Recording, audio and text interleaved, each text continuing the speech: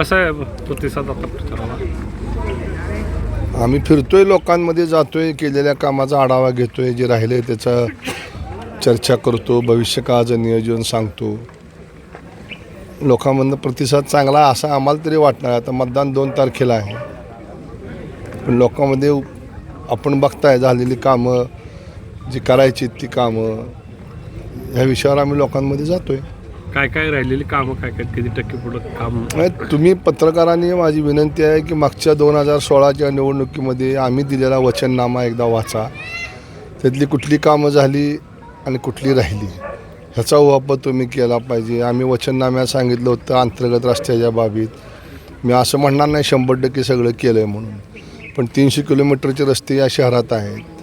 त्या रस्त्याची कामं आम्ही नगरोत्थानमधनं DPDCतनं मार्गी लावली. आपण बघताय उभारलेला हा रस्ता काँक्रीटचा 25 वर्षात कधी या भागात करू शकत नव्हतो, कारण आर्थिक परिस्थिती नगरपालिकेची नाही आहे. पण शासन आणि नगरपालिका एका विचाराची असल्यामुळं ही कामं आज दिसत आहेत. ड्रेनेजची कामं पूर्ण झाली आहेत, पिण्याच्या पाण्याच्या योजना पूर्ण झाल्या आहेत.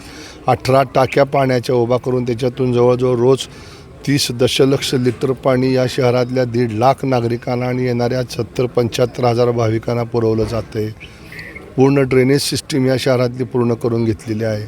नाट्यगृहाची उभारणी चालू आहे, स्विमिंग टँक चालू आहे. आत्ता उद्यानाकरता जवळजवळ 4 कोटी रुपये खर्चून दोन्ही उद्यानं अद्ययावत करायचं पूर्ण झालेलं आहे. मी सगळी कामं झाली ती केंद्र आणि राज्याच्या पैशाच्या मत्तीवर झालेली आहे. नगरपालिकेची आर्थिक परिस्थिती कुठल्याच देशातल्या नगरपालिकेची त्याचं खर्चही भागू शकत नाही अशी आहे. त्यामुळं राज्य आणि केंद्राच्या मदतीशिवाय नगरपालिका, स्थानिक स्वराज्य संस्था ह्या काम करू शकत नाहीत.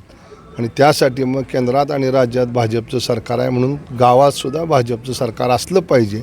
ह्या भूमिकेतनं भारतीय जनता पक्षाच्या माध्यमातून आम्ही कमळ हे चिन्ह घेऊन नगराध्यक्ष आणि सगळे आमचे नगरसेवक उभा केलेत.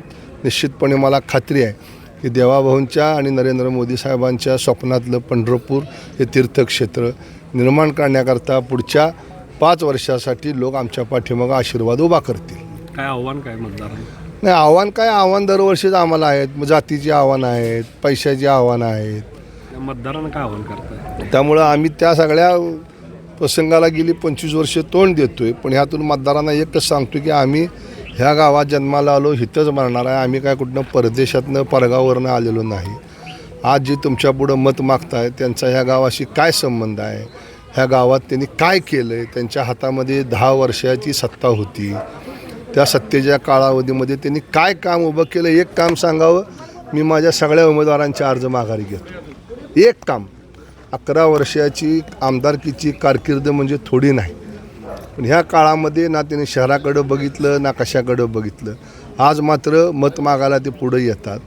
मी काय कामं केली काय नाही हे सांगतो, राहिलेली कामं पूर्ण करायचं विजन सांगतो.